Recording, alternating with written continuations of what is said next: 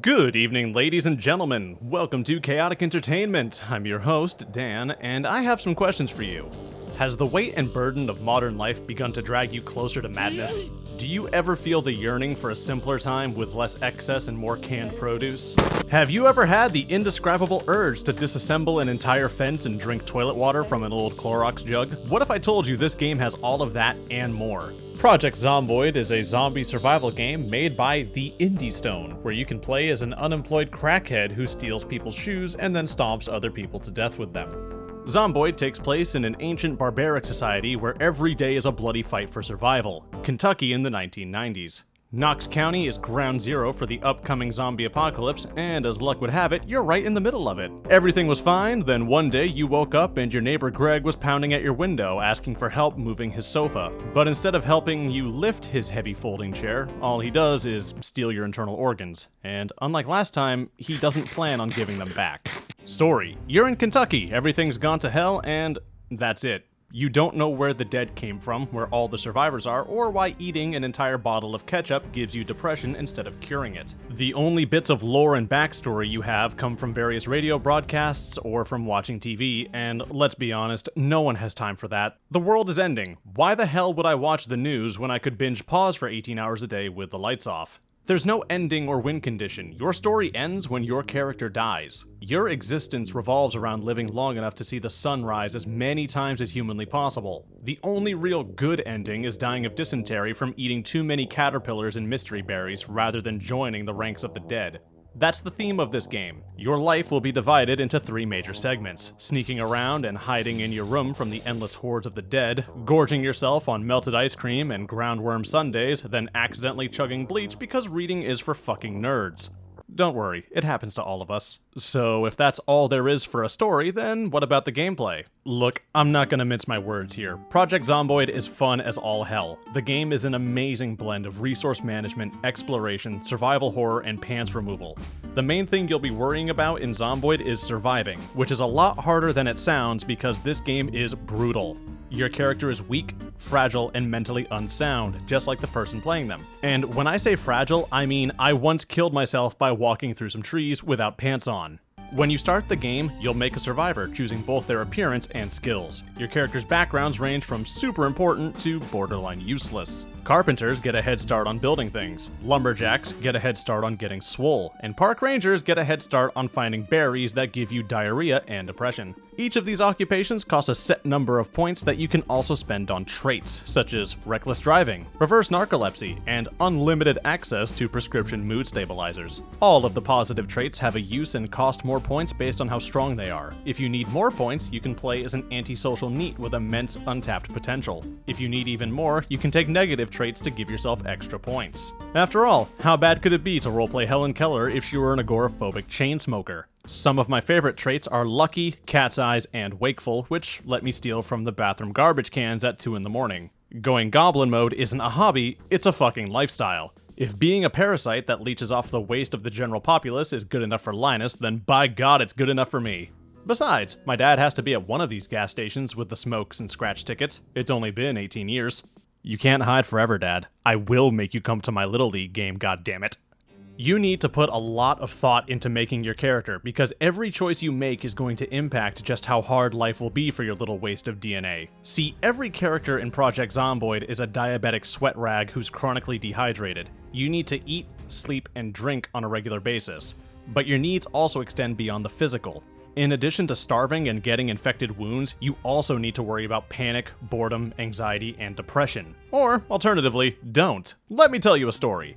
I had a run in this game where I was grinding strength and fitness. I made my character perform burpees for several hours at a time, stopping only for sustenance and gentle, non-habit-forming opioid painkillers. Apparently a diet of exercise, sleeping, Vicodin, and eating the same pot of stale rice for days on end can lead to boredom, which causes depression. To combat this, I'd do burpees for an entire hour, rest, and then my character would get bored. Then I'd lock him in the bathroom for 10 minutes. See, Steven here has a crippling case of claustrophobia, and apparently it's difficult to be bored when you're being forced into severe panic attacks between sets of push-ups. After all, nothing shakes up the monotony of the grind like Vietnam flashbacks. For 3 months, my character's life consisted of gains and PTSD.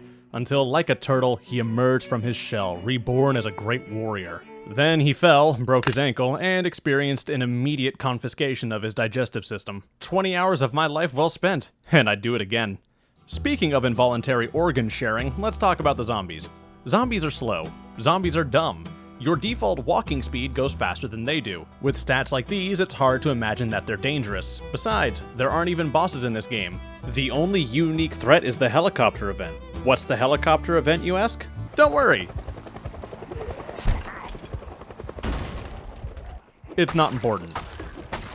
So, if the zombies are as threatening as a geriatric cancer patient, then why is survival so difficult? Here's the problem. You need to sleep, your weapons can break, and there are a lot of them.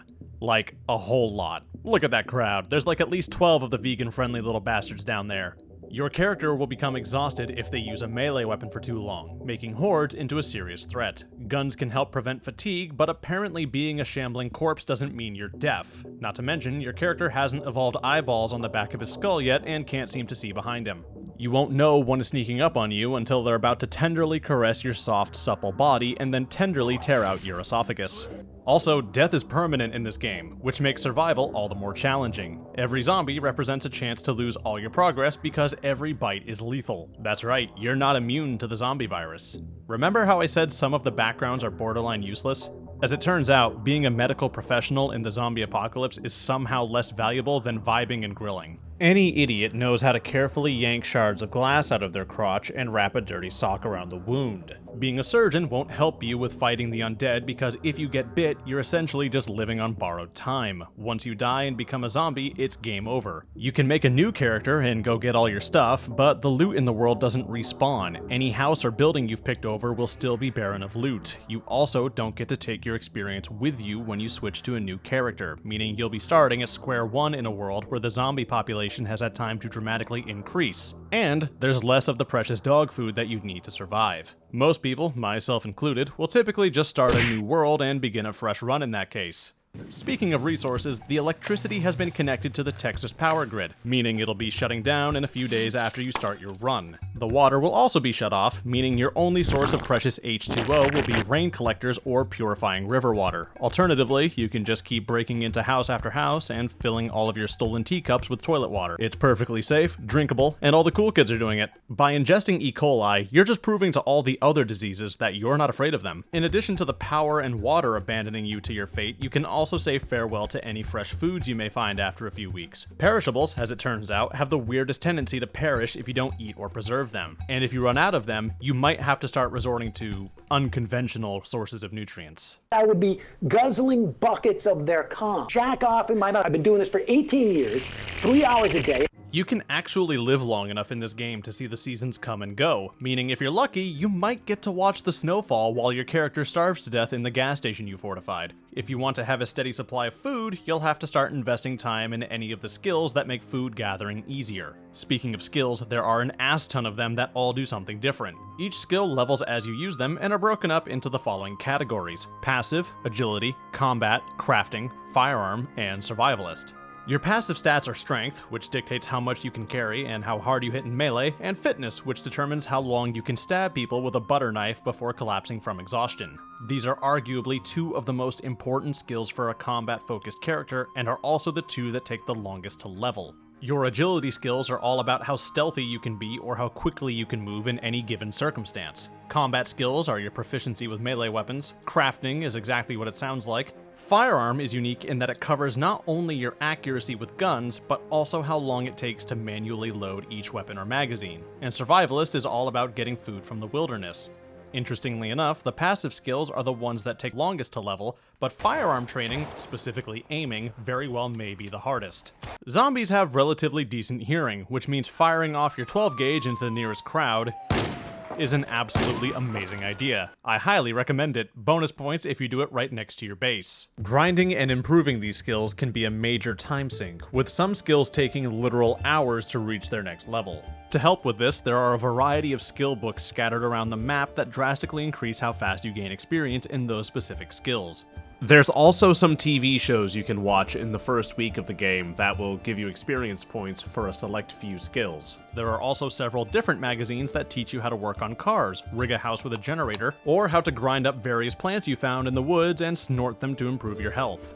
These skills carry over to your character's daily life in a variety of ways. Metalworking and carpentry can be used to turn a shed into a literal fortress. Mechanics can extend the lifespan of a car indefinitely, and tailoring can make first aid even more useless. Taking the time to level these skills is absolutely crucial. Unless you took the burglar background, you can't hotwire cars without a few levels in mechanics and electronics. Without metalworking, you can't repair your vehicle's frame or use metal to make the strongest walls or furniture in the game. Without carpentry, your character is too brain dead to understand the concept of putting a trash bag in a box to catch rain. Hell, if you level foraging, you never need to raid houses again for food. You'll be able to fill your bag with delicious mystery mushrooms and berries in no time. They're perfectly safe to eat because, as everyone knows, food stops being poisonous if you put it in a bowl. As I mentioned, leveling these skills can take an extremely long time, but they can also go by relatively quickly by altering the world's settings. See, Project Zomboid doesn't just have a few difficulty settings. You can perfectly shape the world to meet your gameplay needs before getting started. This means adjusting everything from the condition of cars around you to how fast the zombies can move. You can make the game nearly impossible to play, or so easy that you'll start running into crowded cities to see how many undead you can kill in as little time as possible. Free extra trait points, experience multipliers, the settings have it all. One of the more exciting ways you can play this game is to set all loot to very rare except for weapons and ammo, which you make as common as humanly possible. What could possibly be more fun than dumping 12 mags into a horde of zombies just to secure one whole rotten bag of peas? If these options aren't enough for you, the game also has a few special challenge modes with different maps or effects on the world, each unique in their own way. If that still isn't doing it for you, the mod support for this game is absolutely incredible. I'll put a list of a few of my favorite mods down in the description below. This game has everything. It's well worth the $20 asking price, especially with all the mods that give you endless possibilities. If all of that weren't enough, this game also has fully functioning multiplayer. I haven't really tried this yet, so I won't say much about it. I've heard that it's pretty fun though, so do with that what you will. Buy this game. Prove your Sigma male supremacy by tying a pair of scissors to a stick and stabbing people to death with them. Burn your house down by leaving the oven on and bleed to death by running around without shoes. You'll learn to love the challenge and will thank me for the experience. I'd like to end this video by thanking a few YouTubers I found who got me into this game, notably Nurse and Ambiguous Amphibian. I'll leave a link to some of my favorite Zomboid content by them in the description below. Thank you all so much for watching. If you enjoyed this video, please be sure to leave a like and consider sharing this video with your friends. Subscribe if you want to see more, and I'll see you all in the next one.